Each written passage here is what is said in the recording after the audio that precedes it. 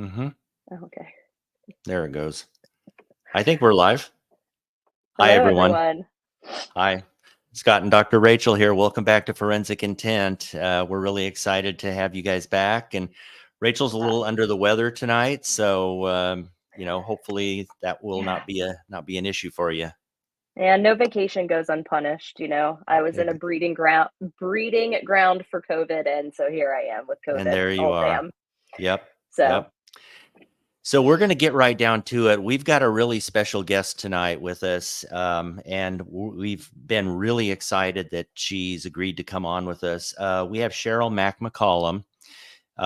Sheryl, she goes by Mac actually, and a little bit about her, and then I'm going to let Mac just come on. We're going to bring her out, and she's going to talk about her background and how she got where she is. But she is a nationally recognized crime scene investigator. You guys. She's the big deal. She's also in the National Law Enforcement Officer Hall of Fame. And one second, I just lost her bio here, so give me a second. She's also very good, close personal friends with Nancy Grace. Sheryl teaches. She just recently got back from a conference in Arizona where she taught the Apache Nation, detectives from the Apache Nation, how to do crime scene investigations. Very, very cool stuff. So I'm going to bring her in, and then we're going to let Mac just kind of talk about her background a little bit further. So here we go. Hey. Hello. Hello. I'm not gonna Welcome. lie, I'm like totally starstruck. When we got to play Family Feud together, I was like, oh. So we are very happy to have you on. We are. God, I've been looking so forward to this. Absolutely. And hands down with that Family Feud, I think we were robbed, don't you? Oh, yeah, I want a rematch. I think that was rigged. I think it was totally rigged. Bats, come on, bats and Anyway, we'll do another show on that. Absolutely. So Mac, welcome to the show, and thanks for being here. And we hope this is the first of many appearances here with us. We're really excited to have you. So talk a little bit more about your background. Let's just start there. How'd you get where you are, and how'd you become friends with Nancy Grace? Okay, well, it's kind of one and the same. I started when I was 18 years old at the Grady Rape Crisis Center. And the reason I did that is because I was just itching to get into this gig. And it was the only place where I could work an actual investigation with real victims, real cases, real detectives from Atlanta PD. And so that's what I did. And Detective Black took me under his wing, taught me how to interview, taught me how to get information, taught me how to write a report. And that was it as far as formal, getting into this thing. And then when I was 21, 22, I was with the Crime Commission and I was assigned to the Major Case Division. And that put me in Zone 3, Atlanta. And the prosecutor over the major case was Nancy Grace. So Nancy and I, honey, I tell people we burned Atlanta down again. That's cool. So much fun. But, she was so smart and so quick on her feet. And she was the first prosecutor, and you're talking early 90s, that would come out of the courthouse, would leave her home in the middle of the night and come to a scene and help us. Mm-hmm. We had never had that before. So she was one of those that would say, "Ooh, you need another warrant." I remember specifically the first time we had a home with a detached garage, and none of us knew that garage could possibly even have a different address because the way it sat on the property. So if it weren't for her telling us to get another warrant, that might have been a different outcome. Yeah. I've had a lot of great experiences, and I tell people all the time, especially young people, I have been very lucky. I could have had a lot of prosecutors, but I had Nancy Grace. Mm-hmm. I could have been involved with, different things, but I got the Olympics and I got 9/11 and I got some other significant events that, when people look at your resume, they're like, oh my gosh, but again, those moments that are just gifts, take them because, it's everything. I mean, I'm telling you right now, luck has played a tremendous role. Mm-hmm. But I will say maybe opportunity and a little luck, but you obviously showed up Yeah, if, definitely. if Definitely. if you didn't, those opportunities wouldn't matter. So Yeah. And Mac, you also have your own podcast, and I forgot to mention that in the intro. So tell the viewers a little bit about your podcast. Well, the podcast is called Zone 7. Mhm. And the way that came about is Atlanta has 6 police zones. So back in the day, before cell phones, before pagers, if we wanted to meet up after work and everybody was spread out over all the 6 zones, we would come over the radio and say, everybody 5-9 at Zone 7. And Zone 7 for us was Manuel's Tavern, our police bar. So what started to happen for me, every single night we would go to Manuel's and hang out. That's where some of your real training is. That's where Mhm. you hear the stories. That's where the old tells you, hey, I know this is what the SOP says, but you better do this, and you start learning, you know, integrity and, how to make yourself better every day. And if you listen to these folks and you heed, their warnings and you take from their stories, then, they're protecting you. They're telling you the truth. They want you to do well. They want you to go home safely. So that was something I started to rely on. It was no longer a bar. It was literally my way of life. So I surrounded myself only with people that I loved and trusted and looked up to. And sometimes I got, that lightning in a bottle where you can not only love the person and respect them, but you also know they love you back. Yeah. And one of those people, Nancy has only tried to help me. She's only given me good advice. She has only steered me in the right direction. And I have been fortunate where I've had people like Eddie Moody and Dwayne Thompson and Leslie Bailey. I mean, I've had some incredible people, Jim Birch, that led me the right way from a really young age. So there you go. That's cool. That's really incredible. That's really a great story. So thanks for sharing. So let's move to the topic at hand here. We're here to talk, and you and I were talking just before Dr. Rachel got on with us about some of the, I'm just going to say, inadequacies, and I'll let you put it how you want to put it, in the investigation of Karen Reed. Yeah, it's kind of a train wreck, Mac, and so you kind of know where I'm coming from. I'll interject as we go along, but let's talk about that. Tell us and our viewers what you really think on the whole investigation. Okay. And I'd love to know your raw, because I think you did a little bit of it on X, but just as you're watching this trial and seeing the evidence come out, what Yeah. your reaction was. That's great. Well, again, I laughed just then, Doc, when I saw the red Solo cup because Oh, I didn't even realize. and I just want to lay it out the way I tried to work this thing in social media. And when anybody asked me to talk about this case, Nancy Grace or y'all, whoever, when you work a criminal case, what you feel, what you think, what you believe don't matter. Right. If you start a sentence with, I think, I feel, I believe, that is not factual. It's not. Right. So I wanted to only know the facts. Well, what started to happen for me was the first, I would say, 4 witnesses. I was like, are these for the prosecution? Yeah. Because they didn't know anything. There was no substance. So normally, if you have a murder, much less a murder of a police officer, which they told us now all this time, murder, right? Mm-hmm. I'm not hearing it. I'm not hearing a thing. Right. And every time somebody said, I don't know, I don't remember, I can't recall. Were you even prepped? Like, it was bizarre to me right out of the gate. Yeah. Well, y'all, then we kind of got into it. The more that came out and so much that didn't, the first tweet that I really put out was, if Casey Anthony and Mark Furman had a baby, it would be Mhm. true. I saw that. Here's, I said that. During the Casey Anthony trial, Nancy Grace cut my mic when I said she was going to walk out of that courtroom. I said that not because I thought she had no involvement, not that I thought she was perfectly innocent. I said it because they hadn't proved it. If you cannot tell me how that baby died, how are you going to prove murder? Now, I've got 4 sisters.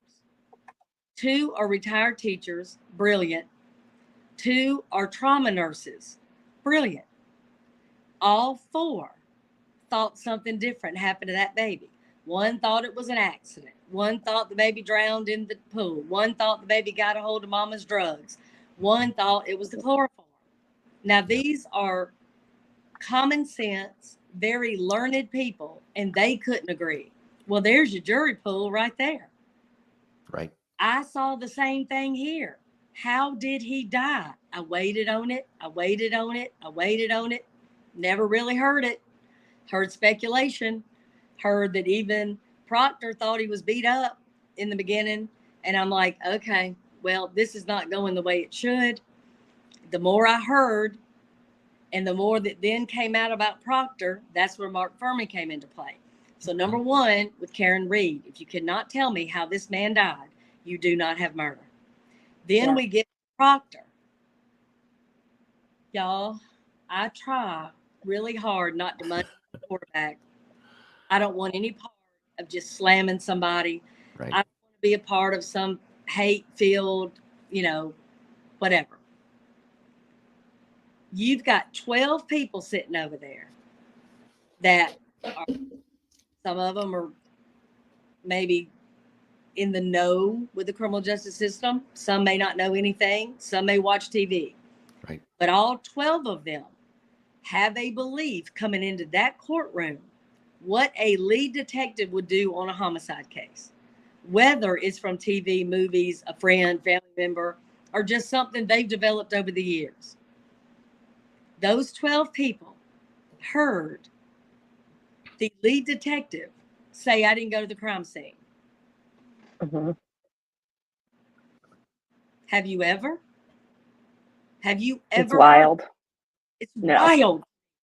And he's not investigating something that's probably a natural cause. They know the guy, he's been ill and maybe fell out in the front yard. That is not this. This is a fellow police officer. Right. And he doesn't go to the scene. He doesn't knock on the door. He doesn't talk to people at the house. There's no evidence that's found that night. The scene isn't secure. He can't tell you the chain of custody. What? Yeah. Then you got video missing. Now I'm going to tell y'all something. That video should have been in at least 3 places. It should have been on a DVD. It should have been scanned into the computer on the case file. And it should have been on whatever instrument recorded it in the first place. So I don't know how you lose it. Then you've got him saying, well, she said she hit him over and over and over. Where is it? We are taught at the academy, just like nurses are taught, firefighters are taught. If it ain't wrote down, oh my gosh, happened. Yeah. That is baseline. That's in every profession too. Yeah. Should be in every profession. Yeah. It should. But you have a freaking confession and nobody writes it down, not the firefighter, not the EMT, not the lieutenant, not the lead detective. Nobody makes note of it. And your response is, well, we don't do reports like that. I mean, y'all. Yeah. So again, this isn't even something where is Karen Reed guilty or not? I'm telling you, it don't matter. Yeah. This case is so wounded because of Trooper Proctor. I do not know how they're going to retry her. You clearly don't have murder. Mm. You don't have it. You never did have it. And I think that's an ethical issue that somebody down the road needs to discuss. But you, again, have a lead detective that failed to do so many things that if he had done half of them that he should have done, that he was trained to do, this might be salvaged. Yeah, I agree with you. And I mean, we were talking earlier before we went on tonight, Mac, about all the holes in the investigation. And, you and I were talking about it's really hard to come back from really messy police work. And, they keep saying, well, we're going to retry this case. We're going to retry it. I don't see it either because like you just alluded to, you still have, regardless of whether they retry it, you still got the same lousy investigation. You still have all of the holes. Nothing's changed. Well, something Right. really cool has changed, Scott. Mhm. We now don't have a lead detective. Exactly. How are you going to have a homicide case with no lead detective? Yep. Right. Seriously. Who was going to be able to testify about the evidence that he allegedly found the day that he allegedly found it? I It's know. not there. Who's going to testify what was done in what order? He's not there. Yeah. I mean, it's a mess. And I'm just saying, for me, this case was weakened. It can't ever get stronger. There's never going to be the videotape is never going to surface. Right. There's never going to be, oh, that warrant time wasn't wrong. Oh, there is a chain of custody. He just couldn't articulate it. Oh, they did write down the confession. None of that's going to happen. Right. They didn't allow the dog to be given away and not test anything. They did interview some people. They did search the house. No, it's not only as weak as it was the first time, it's weaker.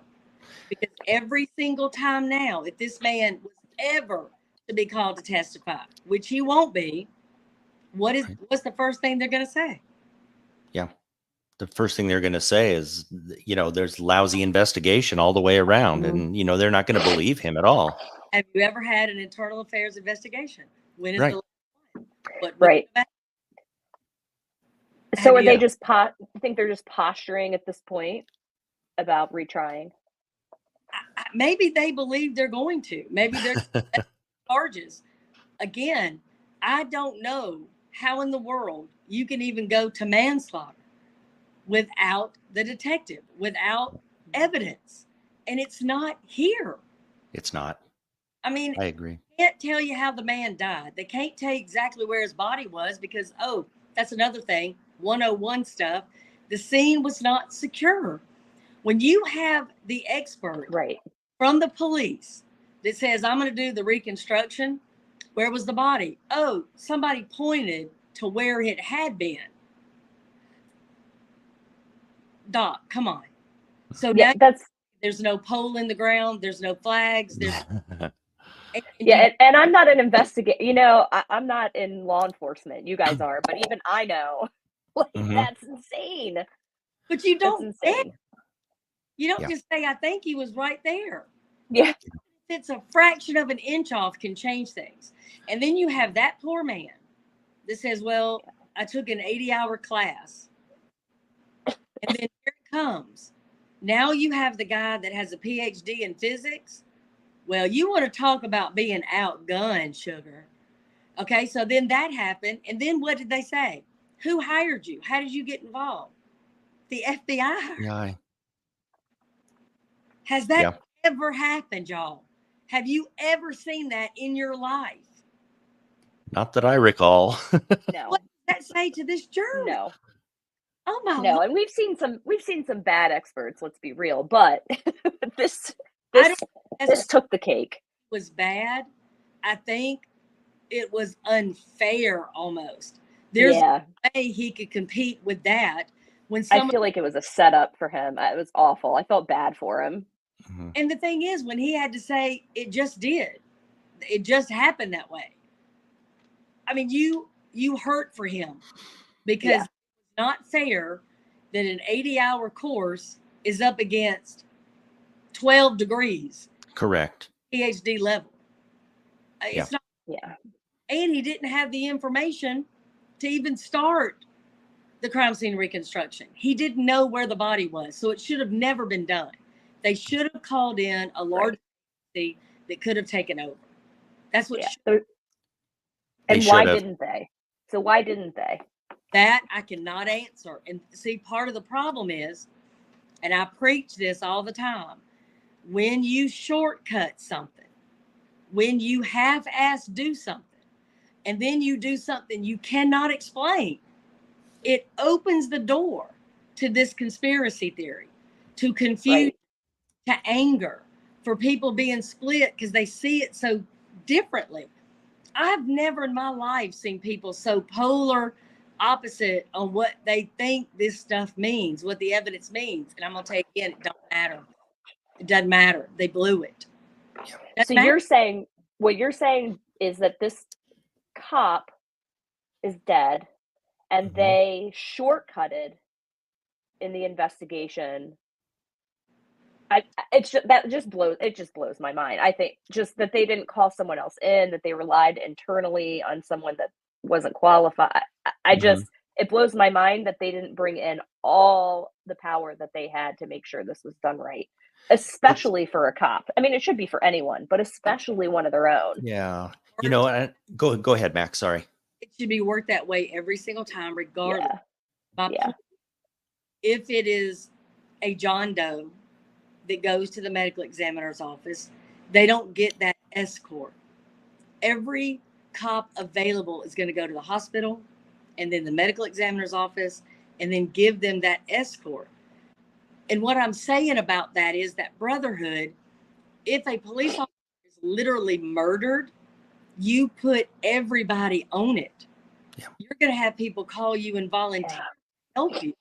Correct. People that know John, that would want to work this case. Where were they? Why weren't they allowed? Yeah. I know. That becomes baffling. So when you think, okay, didn't go to the scene, didn't secure the scene, didn't interview people, didn't take the cell phones, allowed them to be wiped, didn't, lock people down, didn't know the chain of custody. I mean, it just goes on and on and on. You can't articulate the cause of death. There is no motive that you can come up with. Again, it doesn't matter what you think their relationship was, what you feel they were doing that night. Right. What you believe was in her heart. None of that matters. You say the tail light was broken. Right. I passed a crash the other day, and it was just a couple of people who didn't know each other, and all the bumpers just hit. It wasn't anything extravagant, nothing horrible. Every single driver was out of their car taking pictures. Not one of these officers, not one of these EMTs, firefighters, wrecker, nobody took a picture of the broken taillight. Yeah. Of anything. Yeah, exactly. Yeah. Is that taillight. But Yeah. you take a picture of it, but somebody on the side of the road that doesn't do this for a living and has had no training instinctively knows to take a picture of the damn car. And then no taillight is found. And this is the problem when you shortcut it. You half-ass do it so you don't take the picture. And then, 3 or 4 agencies can't find any taillights? Right. Suddenly, taillights are found, like 39 pieces. That don't sit right with anybody. No, not at all. No. And that's, people are losing their minds. And that's the reason these people are saying, well, it's clearly a conspiracy. Well, that's a short walk to conspiracy, and we're right back to Mark Furman. So Proctor lied. He said he didn't know those people. He did. Then even on the stand, he tried to say, well, I don't know that one. And then, here's a picture of y'all. Oh, yeah, well, I do know him. Okay, dude. Okay. Then you're the one that finds this evidence that no other agency, no other, even though there's a video that looks like she hit his car with that exact tail light. It's not good. This should be easy. So once you're a liar, is it a short walk for people to think you might plant evidence? Yes. Absolutely. I'm telling you. And y'all, we ain't even hit the highlights. Yeah. I was going to say, you were speaking before we came on about character. Yes. So it's funny because Scott said to me, and I'm not sure exactly how you phrased it, but you said he should have known this could have been discoverable. I agree with you on that. But the point that I made, that should have never been a factor. And what I said to you, just so your audience can hear it, you have exchanged, I don't know how many text messages. Never one time have you used profanity. Never one time have you made fun of anybody. Never once have you said, oh, let me tell you what's going on with Rachel. Never tell me something about Nancy Grace don't nobody know that I would find funny. Never. You've never been unethical or inappropriate or in any way out of bounds with a text message. And you and I have never had to have the conversation, hey man, this might get out. If I text you something, you might post it. That's never happened because you and I are never going to do that. Those text messages from that trooper, that's who he is. And he felt not only comfortable, but didn't hesitate to contact high school friends. So he's been this person for a long time. Because not only did not one of them go, hey, dude, that ain't cool. They laughed. They responded. They wanted more. Yeah. So at the core of who he is, now that's a bigger problem. Just like Mark Furman. It's not just that he lied. Look what he lied about. And let's talk about Trooper Proctor on the stand. I thought it was brilliant when the defense attorney said, read your text messages. And at one point he said, C word. And that defense said, no. That ain't what you wrote. Read what you wrote. So even on the stand, he knew he didn't want to say it. Yeah, exactly. It was pretty evident. And, you know, like you mentioned, Mac, I mean, yeah, those things that he said, those are not illegal, but it lends to his credibility and his ethic. And, you know, the jury had to be thinking to themselves, oh my gosh, if this dude is gonna do that stuff, what else is this dude doing behind the scenes that nobody knows? Right. Hey, and what I don't know that violating HIPAA is not illegal. That's true. Yeah. You're right there. 12 people sitting over there. Yeah. How many, because we all know the stats, right? How many people have been affected by suicide? Sure. How many have been affected by some medical issue that they didn't do anything to get? It just happened, right? How many? How many people have Crohn's disease in their family? Right. How many people have been called the C word or the B word and take great offense to it? Of those 12 people, every one of them, every one of them. So there was no way he wasn't at the very least offensive. Yeah. You can't recover from that. Yeah. You're What do you guys forever. What do you guys think about the people who, like, being in law enforcement, people saying, well, you know, his personal text never should have been able to be searched? I mean, does this open up all these other cases now to every cop's personal texts get to be looked at? What are your thoughts about that? Scott? Thanks. My thoughts on that are, first of all, what Mac already said. It should have never been an issue to begin with. It should have never been said. But yeah, I mean, could it open it up to personal stuff? Absolutely, it could. And, you know, that's like I was telling Mac earlier, Rachel, when we were talking, going back to the, you know, as an investigator, as a detective, you got to have the presence of mind to think ahead to court, to realize that, okay, I'm writing all this stuff down and it's really disgusting. And oh my gosh, this could go to court and it could all come out and it could be very damaging to the investigation.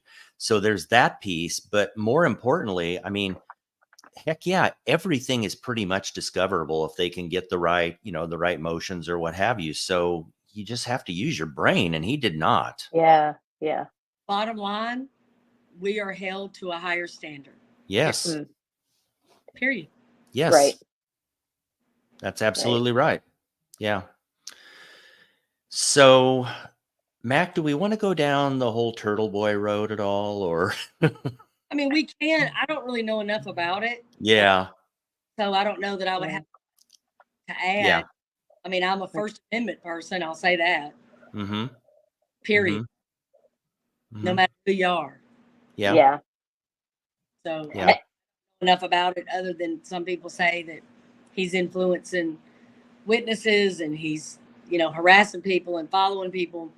I don't know enough about that part of it. Yeah, he's got 13 felony charges against him currently for witness intimidation, witness tampering, so on and so forth. It's my understanding he's gone to some people's houses. And again, I'm not 100% up to date on it, and I didn't mean to put Yeah. you on the spot because I thought maybe you, but yeah, But I would say that's just a whole nother piece of the Yeah. many facets of this case. yeah. Well, I'll tell you one thing I would like to talk about is the Sure. magic tail light. I tweeted whether it's a tail light injury or a dog bite injury. Okay. Um, Let's do that. Yes. Yes. you know, they've got to narrow that. They've got to be able to articulate exactly how that occurred. And Mhm. again, if you can't, it should not have been a spotlight on that case. 100%. When you say, well, he was hit by a car and there's no injury to his stomach or lower extremities. Okay. And then you say, well, it was probably just the tail light and it just got his elbow. Okay. If you look at his arm, they're all these parallel, like two lines, then over Yes. here, 2 lines, over here, 2 lines. You want me to believe that that tail light busted in such a way that a piece of glass, individual pieces of glass, all had 2 jagged points that Right. would go in different directions. Yeah. They're not all going in the same direction. They're different depths, they're different lengths. I don't know how you would ever believe that can be true. Right. Any of us that have ever responded to an animal bite or an animal attack, that's what it looked like when I first saw it. So again, you're going to have to be able to say, this is true. This is not true. And when Right. that alone became such a debatable issue, and Yeah. that's the one thing that shouldn't be debated. Yeah. It should be so clear what happened there. Yeah. What do y'all think about the arm? Well, there's a good point here. So what are your thoughts about there not being the canine DNA on his shirt sleeve? Well, it was snowing. I don't know. I don't know how short-lived that evidence would be if he was in the snow for however long and then the shirt is wet and then it dries. I don't know the answer. Yeah. Never heard that they swabbed every wound. I never heard that. Yeah, I wondered about that. But I never heard that happen. And see, again, that's a shortcut. So you want to concentrate that it wasn't on the shirt. Okay. But what about the wound itself? Correct. Yes. And wouldn't that be standard? I don't know. Is that standard that you Yes. swab wounds? It Yeah. should be. Yes. Okay. So Absolutely. we don't know if that was done or wasn't done. All we know is that if it was, it wasn't tested. And If it was done, it would have been brought out. okay. Here's the thing. Okay. Were they scratch marks from fingernails? Was it a dog bite? Was it glass? Right. The same reason there's no canine DNA is the same reason there's no glass in his arm. And I'm going to tell you again, how's that possible? When I saw the pieces of glass, I could not see one piece that would make that parallel mark and nothing else. Right. There's one piece that has 2 little points, but then it has this bridge. Well, that bridge would have scraped the center. It's not there. Yeah. I- Well, and multiple times it wouldn't have hit, like, How is Yeah. that possible? Yeah. That you're going to have glass do like that? yeah. You can ask as many trauma nurses as you want. Have you ever seen this pattern Right. from a car wreck? No. Right. Have you seen it from a dog bite? Yes. Okay. Yeah. Well, that's why you do an investigation. That's why you do interviews. That's why you go and video and photograph and process the vehicle. Yeah. Yeah. That's why you don't Even- leave that scene until you find tail light. Even the shirt. So it struck me that they swabbed the shirt and only those swabs were sent for Mhm. testing. Is that typical or would the whole shirt go? Like, I would have people said, were asking about that. and I The would shirt would go. I would have invented it. So again, you take a swab, that's like a weed eater to cut the grass when you've got an acre. Mm-hmm. Mm. you take a backhoe, you bush hog that thing, right? So what should have been done again to me was not done. Yeah. Right. It wasn't. Right. And Yeah. you And the should, big question, as they say, no stone unturned. You should want these answers as the detective. right? And the Absolutely. big question is why? Like, why wasn't this done? Is this not how they standardly operate? Are there other investigations where this is how they handle things and they're just bad at it? Or is this a Well, conspiracy? the Yeah. way you would normally want to work is in concert with other people. So Yes. detectives should have worked in concert with the medical examiner, who should have both worked in concert with the crime lab. What can we do from here? If the medical examiner says determined, what do you need from us? Do we need to go back and look at something else? Do we need to try to recreate? Do we need to try to retest? Do we need to find something for you that's not here? And those conversations should have been happening all the time. I mean, every 5 hours they should have been on the phone with somebody. So again, when he said he had the whole thing wrapped up in his mind in 16 hours, how? Yeah. Al was right. Right. Or didn't? You didn't even have all the information back, and you had talked and interviewed no one. Yeah. Yeah. I mean, and Mac, let's talk about that for a second. The interviews that they did not do for like forever. So it's my understanding, and correct me if you think I'm wrong on this, Mac, but it's my understanding that there were some people at that house that were at that house that night that didn't get interviewed for months on end. Right. And I don't know what you think, but Rachel and I've talked about this. I mean, my opinion is, like you said, you bring in multi-agencies to help, you get people together, you assign people interviews, and you need everybody that was in that house that night interviewed in the first 48 hours. Or maybe yeah. And they didn't do that. They didn't do it.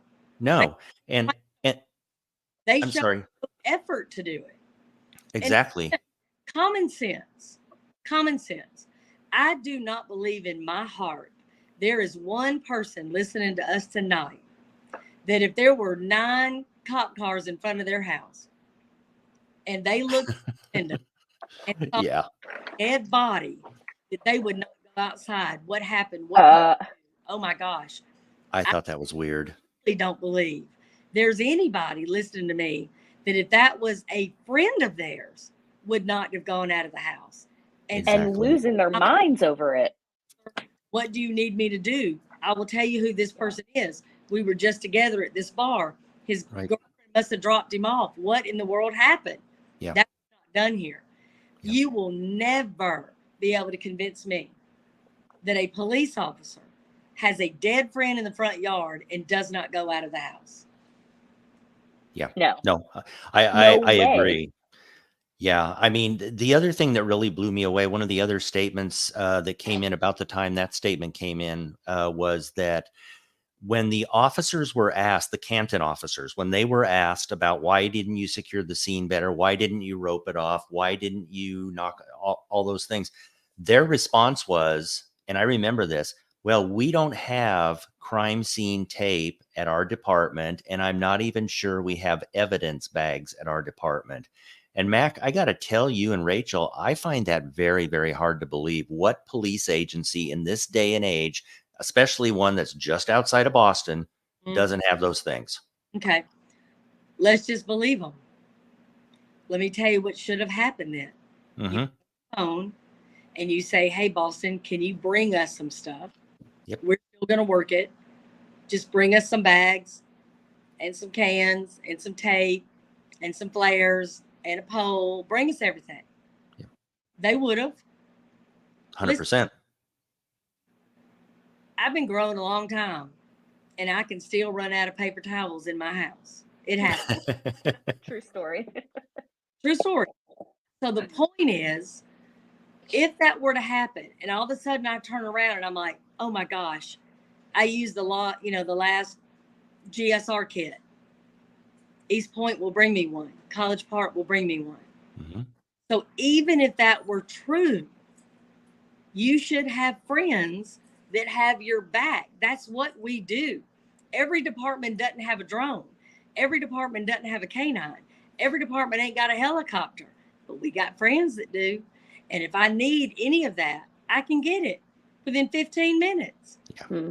State Patrol put that bird in the air. Absolutely. East Point will bring their canine, so will Atlanta. So it's not an excuse you don't have something. Right. Those resources are there, and people are sitting on ready. We just had a police officer shot and killed in Paulding County just a couple days ago. Mhm. 100 police officers showed up at that scene. So you have a police officer they believe has been murdered, and everybody showed up there, and everybody had different equipment in their car? Yeah. Of course they did. Yeah. Yeah. I mean, in the beginning, the Canton officers were like, well, we didn't know we even had a homicide. We didn't know what we had. But that doesn't matter either. You assume the worst at first. You just do, and you close everything off and you start looking into everything. And when they said that, and they said, well, we didn't really know what we had. We didn't know it was a homicide at the time. I don't know. It just blows me away. You knew it wasn't natural. Yeah. And Scott, you know as well as I do, and I preach this all the time. You work it as a homicide. You do. You know it ain't. Yeah. Mm. That wasn't done here. I mean, number one, the lead detective would have to be at the crime scene to freaking know that. Exactly. Yeah. Yeah. Very, very sloppy. From Jump Street, as far as I'm concerned. Why? I'm wondering too, with John being part of the Boston Police Department, why there wasn't response from the Boston Police Department that night. You know, I've wondered about that, and I've wondered Yes. all the panning of the audience. I didn't see a ton of Boston cops there either. Yeah. So I don't know if they were told don't do it because it's such a hot button case. But normally, fellow officers would pack that courtroom, and I didn't see Right. Right. That's interesting. I mean, it was a small courtroom, but still, I wonder if they were told, look, just stay out of it. Yeah, that's what it feels like must have happened. Yeah. Because Mhm. Boston is that. I mean, you want to talk about cops, man. I mean, they are fourth generation. So it's shocking. Yeah. Yeah. More of a presence to me. Whoops. There. Now you're Sorry, I back. think We we just lo- lost you for we a lost- sec. Oh. You're back. Sheryl, are you familiar with, have you seen I think it's on Netflix, Trial for the case of Sean Ellis in Boston? You got to check that out so we can talk about it. It's about a case of a man who went to prison in Boston and he has since been released. I'll ruin the ending for you because he was not guilty of what they said he did. But it's about corruption within that department, decades long standing stuff. But it's a very interesting count for viewers too, if you're interested in more of the history of at least Boston. It's really interesting. But yeah, I'm perplexed about the posturing or whatever it is about the retrial. Mhm. If they think they can gloss over the fact that Proctor is on leave and has been disciplined, if they feel like, they can still, and honestly, I'm just kind of shocked at the outcome of that there was a mistrial. Here's the deal for me. I'm just going to say it again. I don't know how you retry her without a lead detective. And again, there's never going to be a chain of custody. There's never going to be a video. There's never going to be interviews of the people at the house. The house is never going to have been searched. The dog was given away. You're talking about swabs instead of something like an MVAT. Yeah. You're talking about telephones that were scrubbed and things were deleted. You've got people that have chosen to lie or misrepresent or misdirect. You've got a lead detective that lied, acted inappropriately, didn't follow SOP. You've got lieutenants that didn't hold his feet to the fire. You've got people that allowed him to shortcut. You've got a medical examiner that couldn't come except inconclusive. You've got people that thought he looked like he had been beat up. You've got people that said, nope, that's absolutely a dog bite. You have other people say, nope, this had to come from the tail light. Mhm. I mean, it just goes on and on. You didn't take pictures. You didn't write down the confession. This case cannot get, Mhm. it can't. And you know, it's really sad. I mean, from the victim perspective of John O'Keefe, I mean, something happened to this poor guy that night. I And hate it. honestly, Mac, I don't think we'll ever really know what happened that night. The only witnesses were Karen, who's not Yep. going to talk, and John, who's deceased. And, you know, here's the thing. When you look at a scene, and Scott, you know this, and I will just tell folks how I work. If Sure. you have a scene such as this, you put the crime scene up to secure that scene. I put up a double rope. And the reason I do that is you're going to have a police chief or a prosecutor, somebody that may come to that scene, but that way they can get under the yellow tape that the media can't, that other people can't, but they're still not on your scene. Right. So for the rookies listening, that's just a tip, because you want people to be able to come talk to you, but not out, and you want to maintain that integrity. So again, that wasn't done here. You've got so many things that it doesn't look like they utilize, like the greatest technology they didn't utilize. They didn't call experts to help. They didn't do things like geofence. There were some things they just didn't do that, to me, any homicide would require just 101. This is the base. This is the minimum that should be done. And it wasn't. And I cannot stress enough, I am not arguing whether or not Karen Reed ran over John O'Keefe. I am telling you, I don't know how they prosecute anybody for it. Anybody. And I got, a really hateful email that said, I can't believe you, of all people, aren't supporting John O'Keefe. They misunderstood what I was saying.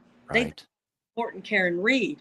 And I texted them back and I said, I am the only one that is fighting for John O'Keefe, because I am telling you, he deserved better and he didn't get it. He deserved Absolutely. Detectives from the department, from his department. He deserved better from the entire Commonwealth. He has gotten nothing that he should have from an investigative standpoint. Nothing. That's very true. Yeah. It's really sad. Yep. And I mean, his poor mama. Oh my gosh, I can't even imagine. However, his family stands in support, right, of the Commonwealth. Well, they have no choice. Yeah, I guess. I don't know, I try to put myself in her shoes. I think I would be so angry at the investigators. And maybe she is, but let me tell you something. If they do not retry her, you'll hear from her. And you will hear from her brother. Right now, their anger is directed at Karen Reed, which I understand. But if they find out that this is such a colossal failure, there's no way to salvage it. Yeah. Because remember, Proctor ain't the only one that's gotten in trouble. No, not at all. No. Got in trouble that wasn't even at that scene. So that tells you they can cast that net wide. So. Yeah, no, makes a lot of sense. I agree. So, Mac, I wanted to ask you just your thought on this, since we're still kind of talking about the evidence and collection and that sort of thing. So I've talked to a lot of people about this, and I've gotten different answers from a lot of people on this. What is your opinion on how they used in the very beginning, how Canton used the snow blower to try to look for evidence? That's kind of what I thought you'd say. Yeah, I just have to kind of look at her because I'll have a laughing attack for about 30 minutes. Okay, my answer is two-pronged. One, I have been inventive myself at times if there was something I needed to capture a certain way.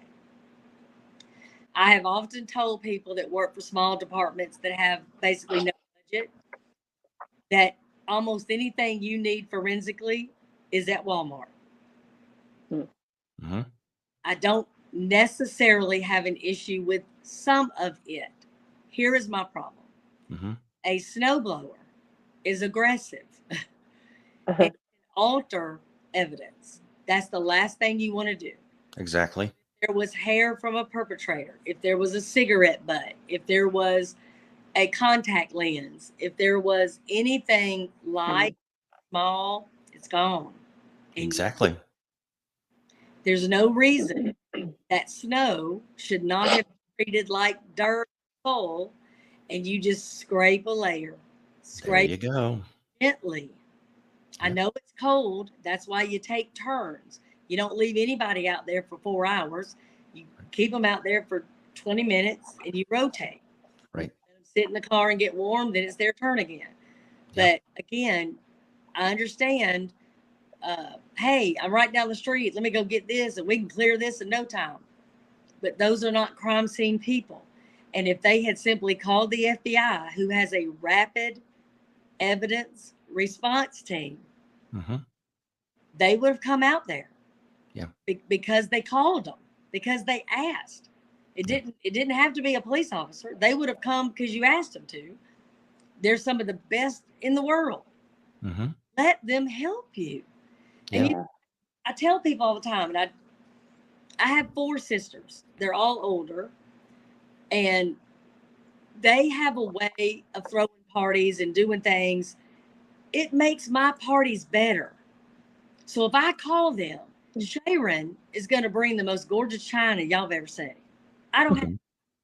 Sheila has got a record collection that would knock you out. Charlene is going to bring some food. Y'all, when I that child can go down, okay? Shelly, well, she's wild as a buck. So by herself, the party got better. So by asking, hey, will y'all come and make this party better? Yes. And it's better. Yeah. When I teach college, one thing I tell the students is I want to be the dumbest person in the room. Because if I'm not, y'all, we got limitations. And I don't want limitations. There's a reason I didn't homeschool children. A, I wanted to fail. B, I thought math was important. But I don't speak a foreign language. I don't read music. Things I could not give them. Do you understand? Yeah. To me, a case is that same way. So if I get to pick the phone up and call Dr. Laura Petler or Nancy Grace or Dr. Dwayne Thompson, it's going to make my case better. And if I say, hey, I need to go a level above and I'm going to call Dr. Joni Johnson, I'm going to call Dr. That's what I'm going to freaking do. Yeah. It's not because I think I'm stupid, but if I know somebody is smarter, Sure. legitimately, I'm Yeah. not up against an 80-hour class with a PhD in physics. Ain't Yeah. gonna happen. Not to Yeah. me. It's not gonna happen. You know, we've all seen what they call turf wars, you know, where one agency kind of just wants to handle it and thinks that they have the ability to handle it and so on and so forth. And, you know, they don't really want to let anybody else step into their investigation. But that isn't what it's about. Like you just said, Mac, it's a much bigger piece than that. You employ the people that you know can come in and make your investigation better. 100%. And I don't know if they got caught up in that or if there was another reason that they didn't want other people involved. I don't know. But the whole thing was just bizarre from the get-go. I don't think you have to look any further than his text messages. He made it Yeah.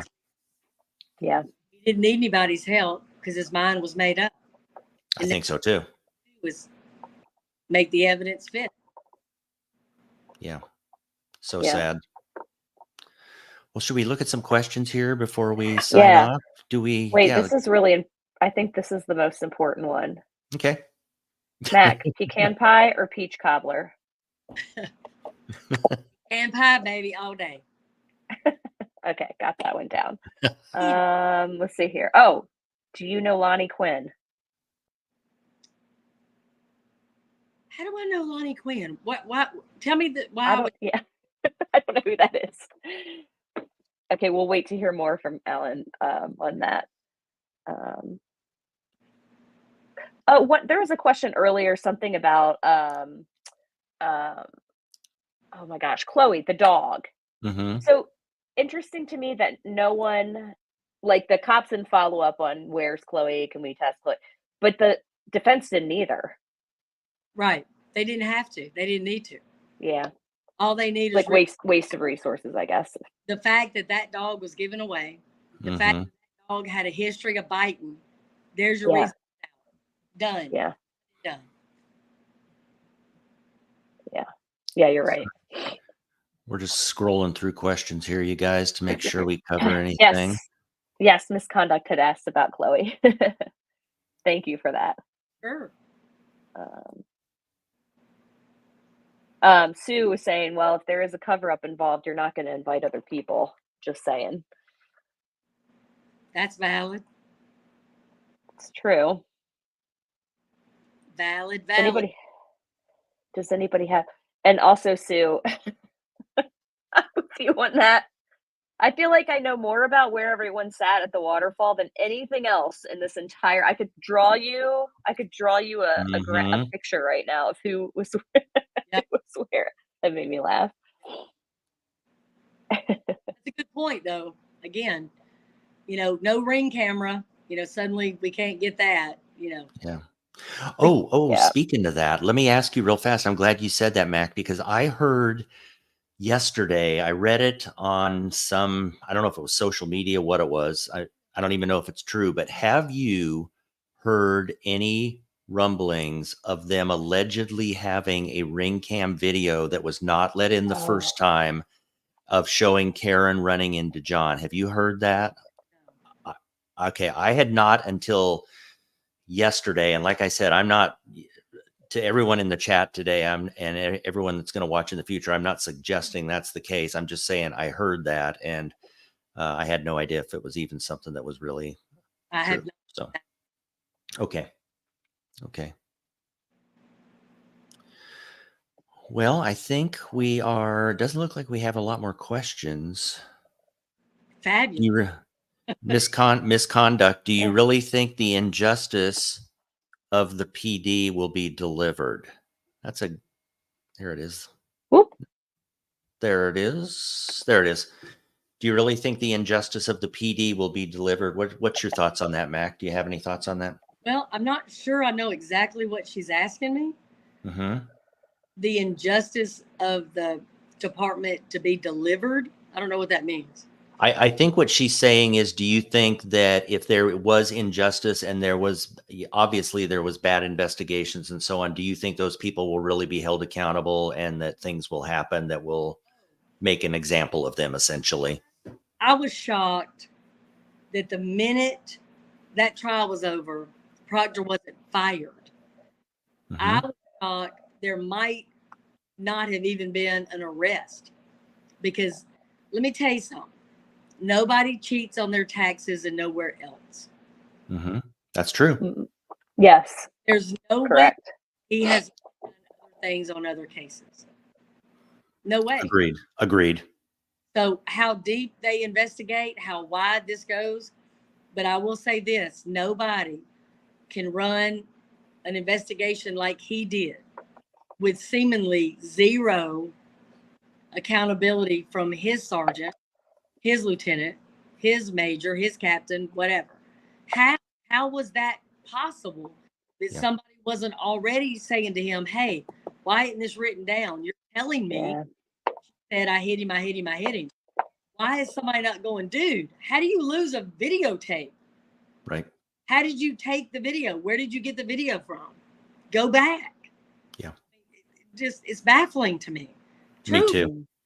Because somebody, again, with the death of a police officer, should have been reviewing his work. They every week been in the war room. Yeah. Together saying, where are we? What do we still need? And then maybe once a month, bring the prosecutor in. Mm-hmm. But again, when I heard the first 4 or 5 witnesses, I was shocked. They were for the Commonwealth. Yeah. Nobody sounded like they had been prepped. Nobody sounded like they were ready to testify. Right. Nobody had anything concrete. Normally you would lead with somebody of substance, like a lead detective, somebody that's going to help lay this case out. Yes, exactly. Right. And I was going, what is happening? And Yeah. then I knew, well, I learned eventually what happened. They didn't want to put Proctor on the stand because they knew what. Yeah. Yeah. And Very sad. Very sad. Yep. Well, okay. Yeah. So I think we've gone through everything that we need to go through tonight. Mac, I'm so. supposed to tell you from Jen Coffindaffer, FBI. She says to tell you hello. Yes. Thank you. Thank you. Back at her. I tell you, somebody that's got some stories. Oh my gosh. Yeah. Yeah. Solid human being right there. Yeah. And Yeah. Doc, I hope you feel better. Your whole family. Thank you. We're on the mend. That's a shame. Scott, thank you. I appreciate it. This Thank is you. lovely as I thought it was going to be. And I mean, I hope I shed some light for some of you. Yes. Absolutely. No, we really appreciate you being on. It's Yeah. been great. It really has been. And we Yeah. look forward to having you on again with us. Like I mentioned earlier to you, I'd like you to come on at some point and discuss the Idaho 4. Sure. We're definitely going to go Yeah. down that road. So Yep. thank you to our chat Yeah. people, everybody that's here. And we really appreciate you, your guys' everyone. support. And Yes. Mac, can you hang with me for just a second once I go not live again? I just want to ask you a fast question. Absolutely. Okay, thanks. So thank you, everyone, and thanks to Rachel Bye, for being here guys. sick. Thanks. Thanks. Awesome. Okay.